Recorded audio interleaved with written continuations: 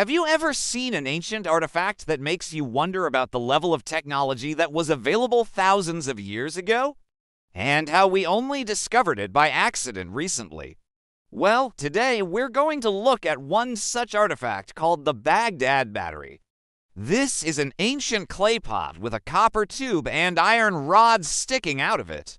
It looks a bit like a children's toy, but it could actually be evidence that the ancient Egyptians had access to electricity. Hi, everyone. Hi there. Welcome to my channel. The first thing you're probably thinking when you see this artifact is, what in the world does it mean for something like this to exist?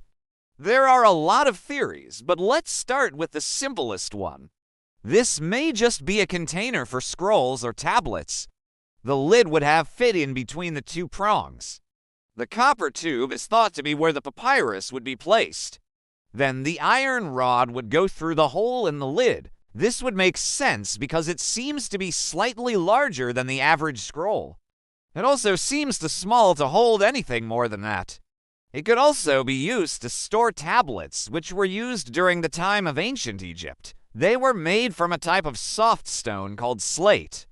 They would be used to keep records of things like taxes, trade, and other important information. The iron rod could be used to push them through the clay so they wouldn't get damaged. The ceramic material found in the walls of the battery has been dated back to the 25th dynasty of Egypt, which ruled from around 700 BC to 664 BC. That would mean the battery was created sometime during that period. But don't be fooled by the name. This isn't a battery in the modern sense of the word. It doesn't contain any chemicals or even look like a battery we know today.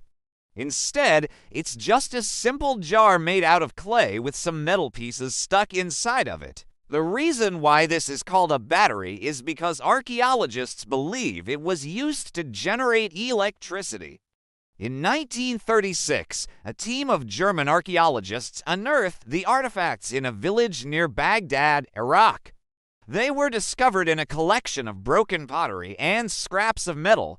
At first glance, they didn't think much of it until they realized the copper tube looked exactly like a Roman copper vessel known as a bucella. A bucella was a small cup used for drinking wine or perfume. It was usually made out of silver or bronze, but sometimes glass.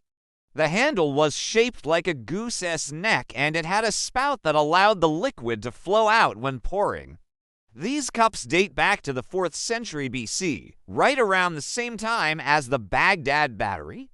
So, why would there be a Roman artifact in ancient Egypt?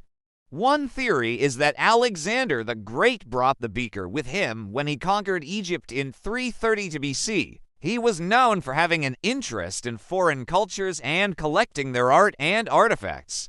It's entirely possible he brought a few buckellas back to his palace in Alexandria. Another theory is that the beaker was part of a shipwreck. During the Roman Empire, ships would often travel from Egypt to Rome carrying goods like grain, wine, and perfume.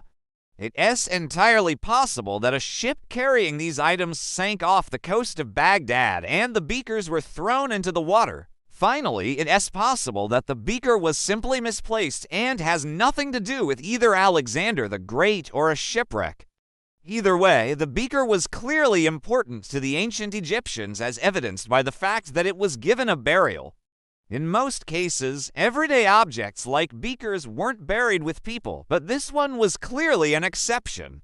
The presence of a Roman artifact is interesting, but it still doesn't explain the true purpose of the Baghdad Battery. For many years, archaeologists believed the beaker was being used as a perfume bottle.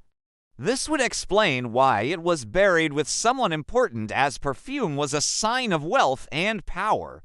However, excavations have shown that the beaker wasn't filled with perfume, but rather sand and dirt.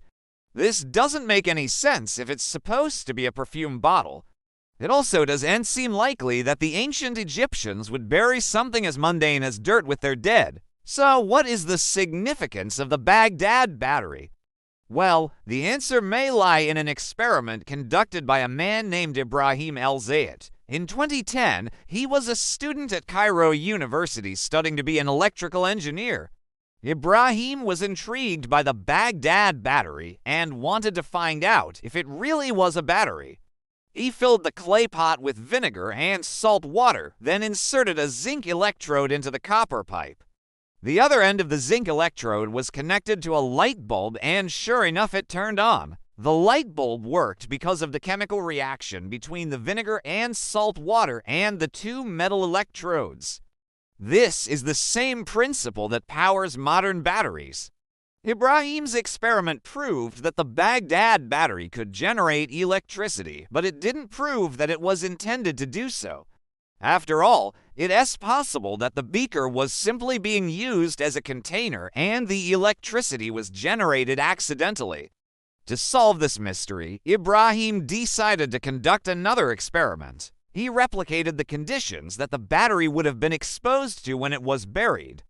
He buried the beaker in the sand for several weeks, then removed it and tested it again. The results were the same as before. The beaker generated electricity, proving that it wasn't just a fluke. Furthermore, the soil where the beaker was discovered contains high levels of sulfur. Sulfur is a great conductor of electricity, meaning the soil itself could have played a role in generating the current. All of these experiments suggest that the Baghdad battery was indeed a battery, but there is still no consensus among archaeologists.